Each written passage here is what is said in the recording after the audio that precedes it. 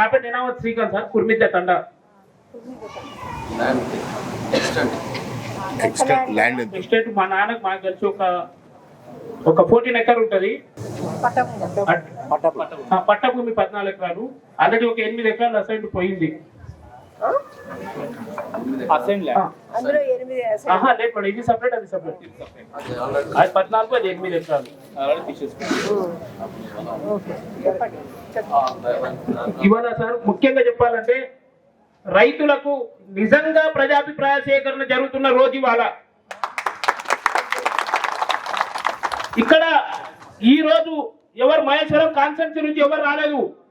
ఇక్కడ ఇబ్రాపట్నం కాన్స్టెన్సీ వాళ్ళు మాత్రమే ఎవరైతే భూమి నష్టపోతారో ఆ రైతులే వచ్చారు. గతంలో 2017 నాడు మాత్రం ఇక్కడున్న రైతులు ఒక్క రైతుల్లో కూడా మమ్మల్ని ఆ రోజు అటెండ్ కానివ్వలేదు. ఎందుకు అటెండ్ కానివ్వలేదంటే ఇక్కడ రైతులు ఉంటే వీళ్ళు ఒప్పుకోరు.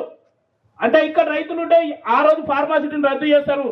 ఆ రోజు నిజంగా చెప్పాలంటే ఉన్నటువంటి కోదండరెడ్డి సార్ కూడా అరెస్ట్ చేసి అయ్యేలా సిగ్గులేదు ఆ సార్కి. ఇవాళ రావాలి కోదండరెడ్డి సార్, ఇవాళ రావాలి. ఎమ్మెల్యే మల్రెడ్డి రంగారెడ్డి సార్ ఇవాళ రావాలి. ఇవాళ వినాలి మా భాష ఏంటో, అది ఏముంది, మా ఇబ్బంది ఏముందో ఇలా ఆయన వినాలి. ఆ రోజు నిజంగా చెప్పాలంటే వంశీ సారు 4 గంటలకు వచ్చిండు. ఆ రోజు మార్నింగ్ అరెస్ట్ చేస్తుంటే అడవి నుంచి నడుచుకుంటూ వచ్చి 4 గంటలకు వచ్చింది. కానీ సార్ మాటలు కూడా వినలేదు. అదేవిధంగా కుర్మిద్దలో కూడా సార్ మీరు ఆ రోజు వచ్చారు. ఎప్పుడైతే మేము ఆ రోజు నీళ్ళ నీరాహార దీక్ష చేస్తున్నప్పుడు కూడా వచ్చారు. ఆ రోజు మీరు పూర్తిగా అసలు ఏం జరుగుతుంది ఫార్మాసిటీషన్ కూడా మీరు వివరించారు. కానీ ఇవాళ ఉన్నటువంటి మాకు స్థానిక నాయకులు అయితే సార్ పూర్తిగా మమ్మల్ని నష్టం చేస్తున్నారు, నమ్మించి మోసం చేస్తున్నారు మమ్మల్ని. ఇవాళ రంగారెడ్డి జిల్లాలో గెలిచింది కాంగ్రెస్ పార్టీ వాడంటే ఇబ్రాపట్నం కాన్సెప్ట్ ఒకటి, అది మల్రెడ్డి రంగారెడ్డి. ఎందుకు గెలిచిండు ఫార్మాసిటీ? ఇక్కడ ఫార్మాసిటీ రద్దు చేస్తామంటే 4 రోజులు ఆ ముక్కుముడు పోయి మొత్తం కాన్సెప్ట్ తిరిగి అరే ఎమ్మెల్యే సార్ గెలిస్తే మా భూములు ఆగుతాయి, అరే మా ఎమ్మెల్యే సార్ గెలిస్తే మా భూములు ఆగుతాయి అని చెప్పేసి అందరికంటే ముందు జెండాలు వాసుకొని ఇంటింటి పోయి పోరాటాలు చేసి సార్ని గెలిపించినాం. ఇవాళ ఎక్కడ పోయింది సారు? ఉకోయే ఆ రోజు సీతక్క, బట్టి, కోమటిరెడ్డి, వెంకటరెడ్డి కానీ లేకపోతే మన ఇప్పుడున్నటువంటి జీవన్ రెడ్డి సార్ కానీ ఆ రోజు మా తండకు వచ్చి పాదయాత్ర చేసిరు. పాదయాత్ర చేసి ఏం మాట్లాడిన ఆ రోజు సీతక్క మాకంటే ముందు వచ్చింది కదా మీరు. ఇవాళ ఎక్కడ పోయారు? ఒక్క రోజు కూడా మా గురించి మాట్లాడలేరా మీరు? సార్ ఒకటే సార్ మా ఒక్క ఫైనల్ డిసిషన్, ఒక్క ఊరికి 500 ఎకరాలు అయితే రెవెన్యూ లేదు. ఆ ఊరు ఎందుకు సార్ మాకు? ఆల్రెడీ గతంలో కోల్పోయినాము. ఆల్మోస్ట్ ఇప్పుడు తక్కువలో 8,500 ఎకరాలు ఓన్లీ 4 గ్రామాల రైతులు ఇచ్చినాము. అవును మేడం, సంథింగ్ 6,000 ఎకరాల వరకు మేము ఇచ్చేసినాము. అంటే గతంలో అసెంబ్లీ ల్యాండ్ అని చెప్పేసి సేకరించి మేడం వాళ్ళే.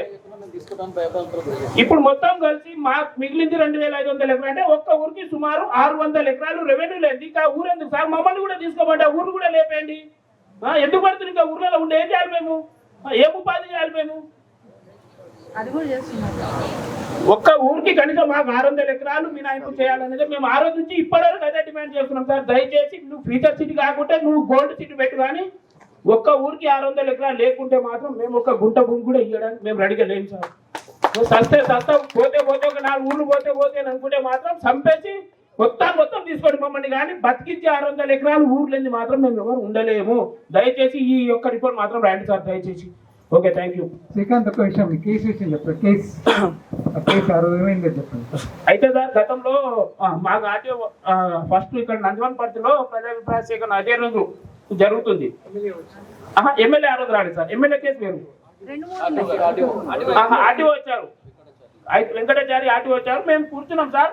అయితే ఏదో సంథింగ్ వాళ్ళు ఇష్యూ చేసుకొని మమ్మల్ని అనవసరంగా అరెస్ట్ చేశారు. ఒక 14-15 మంది ముందు రోజు అరెస్ట్ చేశారు. మళ్ళీ ఆ రోజు ఏం కేసు పెట్టలేదు. ఒక వారం 10 రోజులు అయినాక అన్ని ఎఫ్ఐఆర్లు అయినాయి. అయిన తర్వాత ఏమారు సరే ఏమైంది అనుకోండి వెళ్ళాం సార్. అయిపోయిన తర్వాత ఎమ్మెల్యే అప్పుడు కిషన్ రెడ్డి ఉన్నారు, మంచిరెడ్డి కిషన్ ఇక్కడ మనకి ఏమంటారు మేడపల్లికి వచ్చారు సార్. వస్తే ఒక 20-30 మంది ఇట్లా మేము కన్ఫర్మ్ స్ట్రైక్ అనే చేద్దామని చెప్పి ముందర కూర్చున్నాం. కథం ఎక్కువపోయి అన్ని ఎఫ్ఐఆర్ చేసిరు ఆ రోజు కూడా. అంటే ఇప్పుడు దాదాపు ఒక 50 మెంబర్స్ మీద నాన్ బెయిలబుల్ సెక్షన్లు ఉన్నాయి సార్ మా మీద. ఇప్పటికీ తిరుగుతూ ఉన్నాము. అయితే మాకు ఇంకో డిస్టెన్స్ సార్, అంటే ఆ కోదండరెడ్డి సారే మమ్మల్ని ఒక అడ్వకేట్ పెట్టించి మాట్లాడిరు. ఇవాళ మళ్ళీ ఆయన మరి ఎక్కువ చేయండి కేసులు వీళ్ళ మీద అని చెప్పి మళ్ళీ ఆయనే చెప్తున్నారు. అంటే వీళ్ళు అధికారం కోసం మమ్మల్ని వాడుకున్నారు. 2 రోజులు అధికారం వచ్చినాక మమ్మల్ని మర్చిపోయారు సార్ వీళ్ళు.